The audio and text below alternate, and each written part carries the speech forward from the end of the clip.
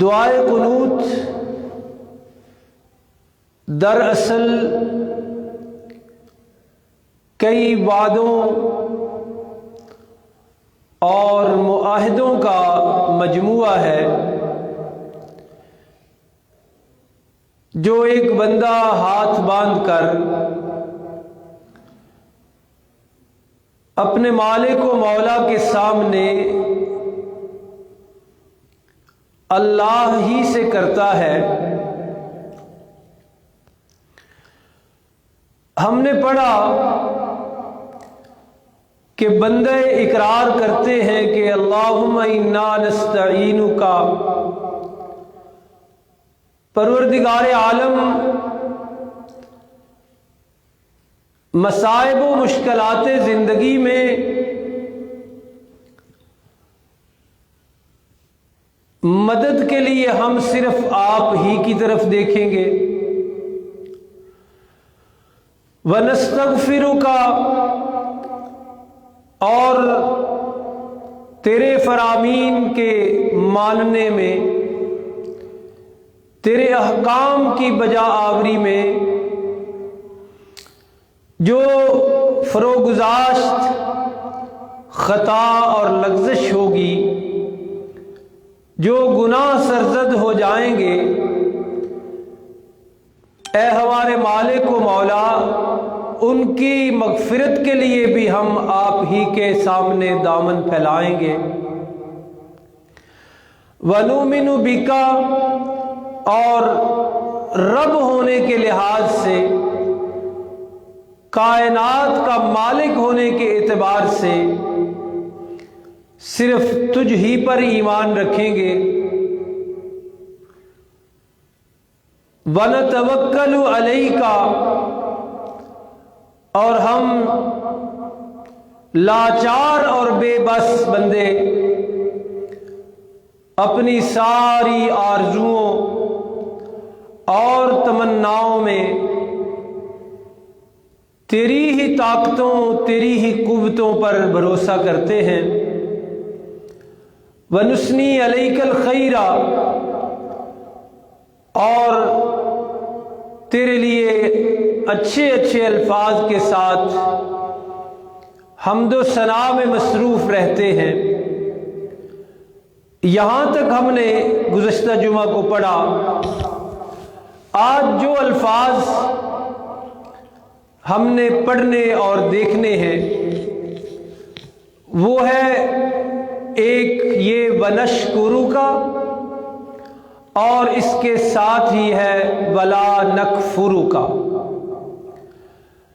تو ان دونوں الفاظ کا ترجمہ یہ ہے کہ دعائے قنوت میں بندے اللہ سے یہ اقرار کرتے ہیں کہ یا اللہ ہم تیرا شکر ادا کرتے ہیں، وَلَا نَكْفُرُكَ، اور تیری ناشکری نہیں کرتے۔ تو گویا اس حصہ میں ہم اللہ کے سامنے یہ اقرار کرتے ہیں کہ پروردگار عالم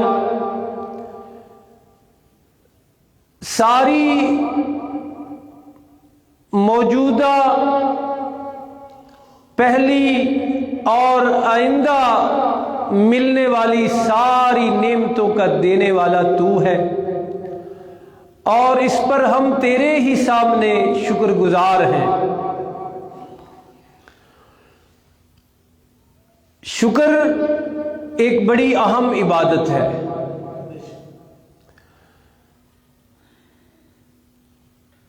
اللہ رب العالمین نے قرآن حکیم میں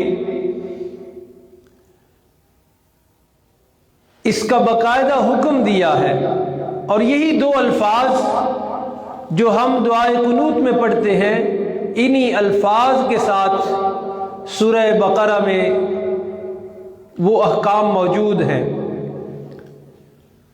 قرآن حکیم کا ارشاد ہے وَاشْكُرُوا لِي وَلَا تَكْفُرُونَ۔ مالک ذوالجلال فرماتے ہیں کہ لوگوں میرے شکر گزار بندے بنو اور میری ناشکری مت کرو۔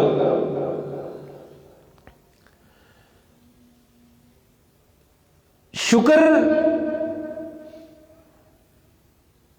تین چیزوں سے مکمل ہوتا ہے، اور یہ تینوں چیزیں بڑی اہم ہیں، یاد رکھنے والی ہیں اور سننے والی ہیں۔ سب سے پہلی چیز یہ ہے کہ بندہ اس بات کا ادراک پیدا کرے، سمجھ پیدا کرے کہ اللہ کی کون کون سی مجھ پر نعمتیں برس رہی ہیں، اور اس بات کا بھی صحیح ادراک اور سمجھ پیدا کرے کہ یہ نعمتیں دینے والا منعم حقیقی دراصل کون ہے۔ یہ شکر کا پہلا درجہ ہے کہ نعمتیں معلوم ہوں اور منعم حقیقی یعنی دینے والا کون ہے اس کا صحیح ادراک اور صحیح سمجھ پیدا ہو۔ اور دوسرا حصہ، دوسرا درجہ شکر کا یہ ہے کہ پھر اس منعم حقیقی کی نافرمانی نہ ہو، پوری سوچ ارادے کے ساتھ، دل کی نیت کے ساتھ ہر وقت بندہ اس کام میں مصروف ہو کہ کون سا میرے رب کا حکم ہے، وہ میری طرف متوجہ ہے اور میں نے اسے پورا کرنا ہے۔ یعنی شکر کا دوسرا حصہ یہ ہے کہ نعمتوں کو پہچان کر، منعم حقیقی کو پہچان کر، پھر اس کی فرما برداری میں اپنی زندگی لگا دے بندہ۔ اور شکر کا تیسرا درجہ اور آخری درجہ یہ ہے کہ اللہ کی دی ہوئی جتنی بھی نعمتیں ہیں پھر انہیں اللہ کے حکموں کے مطابق استعمال کرے۔ گویا شکر اس طرح مکمل ہوگا کہ پہلے نعمتیں پہچانے، پھر نعمتیں دینے والے کو پہچانے، پھر اپنے آپ کو اس مالک حقیقی، اس منعم حقیقی، اس محسن حقیقی کا تابع دار اور سچا فرما بردار بنا لے، اور اللہ کی دی ہوئی نعمتیں پھر اسی کے حکم کے مطابق، اسی کی رضا کے تلاش کرتے ہوئے استعمال کرنا شروع کرے، تو اس طرح یہ شکر مکمل ہوگا۔ قرآن حکیم نے کئی مقامات پر منعم حقیقی کا تعارف کروایا ہے اور نعمتوں کا بھی تذکرہ کیا ہے۔ سورہ فاطر سبا ہے، سورہ سبا کا یہ پہلا رکوع، اس کی ایک آیت مبارکہ دیکھیے۔ فرمایا یا ایھا الناس، اے نسل انسانی، اے انسانوں، اے آدم کے بیٹو، اذکروا نعمت اللہ علیکم،